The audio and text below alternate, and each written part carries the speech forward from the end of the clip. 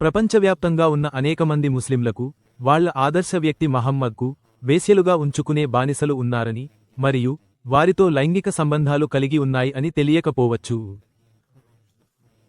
వారు తరచుగా ఆయన బానిసలను విముక్తి చేయాలని ప్రోత్సహించారని మరియు ఇస్లాం బానిసత్వానికి వ్యతిరేకమని చెప్పుతుంటారు.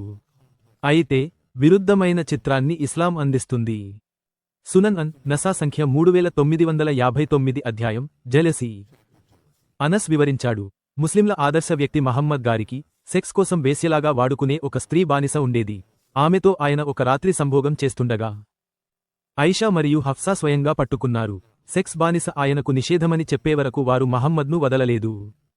మహమ్మద్ సెక్స్ బానిస తనకి నిషేధమని చెప్పిన వెంటనే అల్లాహ్ వచనం పంపాడు, ఓ ప్రవక్త, అల్లాహ్ మీకు అనుమతించినదాన్ని మీరు మీ మీదే ఎందుకు నిషేధించుకుంటున్నారు?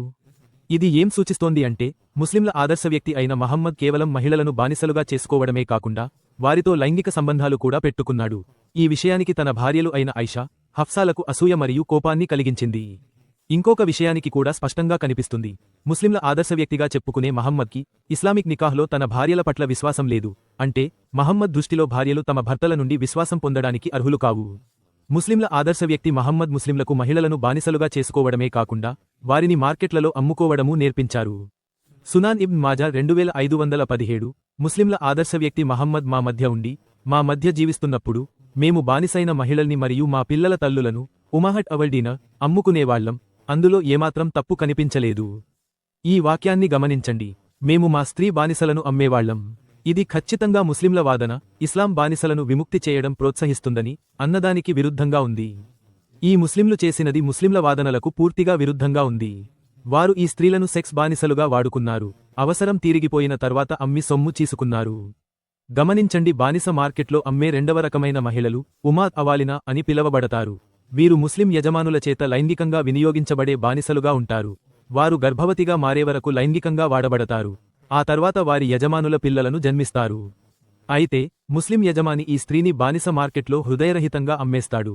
ఆమె తన సొంత పిల్లల తల్లి అయినప్పటికీ. అస్తగ్ఫిరుల్లాహ్, ఇది నిజంగా క్రూరమైన ఆచారం. అయినప్పటికీ ఈ క్రూర ఆచారాన్ని ముస్లింల ఆదర్శ వ్యక్తి మహమ్మద్ నిషేధించలేదు. ఇది నిజంగా క్రూరమైనది. అయినప్పటికీ ఈ భయంకరమైన చర్య ప్రవక్త మహమ్మద్ ద్వారా నిషేధించబడలేదు.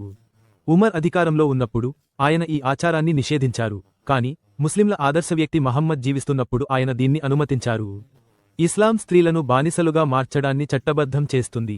వారిని సెక్స్ వస్తువులుగా పరిగణిస్తుంది.